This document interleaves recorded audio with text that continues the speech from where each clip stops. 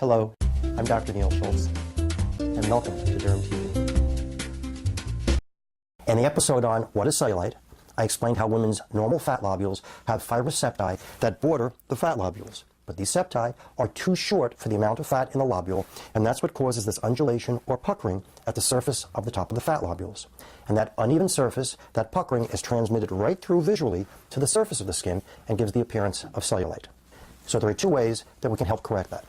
The first way is to try to lengthen those fibrous septae, because if we make it longer and bring it all the way up to here, the surface will smooth out and we won't see the puckers of cellulite. The other way to do it is to actually remove fat from the lobules and make these lobules smaller, so as a result of shrinking their size, the relative undulations on the top and the irregularities on the surface becomes much more even, and you don't see the cellulite as clearly. In terms of mechanisms to stretch out those septae, we use a procedure called endermology.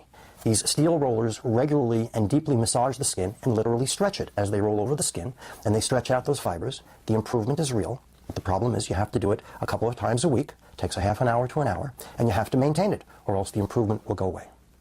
The other way to do this is to remove fat from the lobule. The most direct way is by dietary restriction. That creates a very even reduction in all the fat lobules. Another way to do it is with liposuction. But with liposuction, you don't get such an even result because you reduce some fat lobules, but not all of them.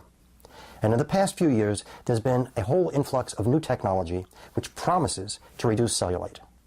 Lasers, intense pulse light, infrared technology, radiofrequency technology, and even freezing promises to improve cellulite. Well, the reality is that the results are modest, the improvements are minimal, and buyer beware. However, if you go into this procedure with realistic expectations, and you understand that your improvement will only be modest, then do your homework, check with people who can give you direct recommendations for the procedure that was done and the people who performed it, and make sure your procedure is going to be performed by a board-certified dermatologist in order to ensure that you get the best possible result. But again, limit your expectations so you won't be disappointed. Please join me again at dermtv.com. If you have a question, please send it to me by visiting dermtv.com/question. I'm Dr. Neil Schultz, and thank you for watching today.